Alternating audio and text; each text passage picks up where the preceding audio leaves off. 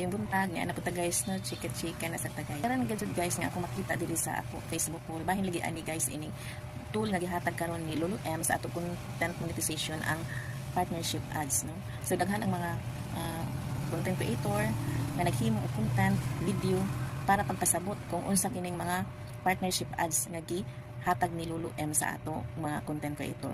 Partnership ads collaboration ni siya guys with content creator o sa brand no, company tag-iya sa brand nga diin ang company o tag-iya sa brand maoy mo request no sa usa ka content creator nga maoy mo endorse or mo promote sa maong products.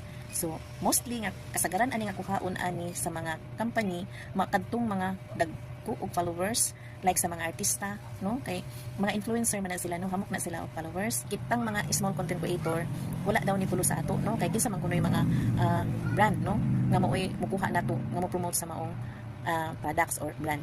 So sa ako lamang puning opinion no. So para sa ako kining partnership ads opportunity na sa mga content creator nga na-invite na kaani nga partnership ads. Kay nakitaan man gud ni Lulu M sa mga content creator nga nanggawas ang ilang mga talent no, nga kay kun mosulod ka aning pagka content creator manggawas ang imong mga tinaguan nimo nga talent. Labay-labay nato sa ato Facebook poll nga mga small content creator nga mo share sila sa ila experience no, nga maingon sila nga wala daw kuno sila mahimong content creator diha na kuno nila nahibaw-an nga nindot dai kuno sila og kanta, abtik man dai kuno sila mag-gitara, abtik man dai kuno sila magluto o abtik man dai sila mo deliver sa ilang mga content nga tagpanghimo.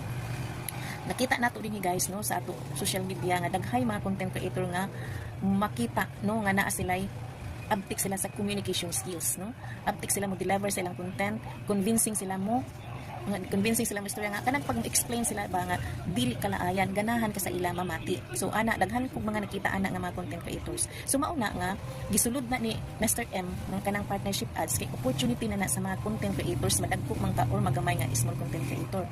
Kay ngano basing baya no, through sa imong pagka-content creator, through sa imong paghimo-himo og vlog, diha mapansin no sa mga kumpanya or sa mga brand nga ikaw kuhaon og endorser or mag-promote sa ilang products. Kay nakitaan nila nga kini nga content creator naa sila potential, naa sila kakayahan no sa pag-promote sa mga products nga ilang ginahimo no. Kay naa kay communication skills no, maayo ka mo deliver sa imong mga content nga gipanghimo.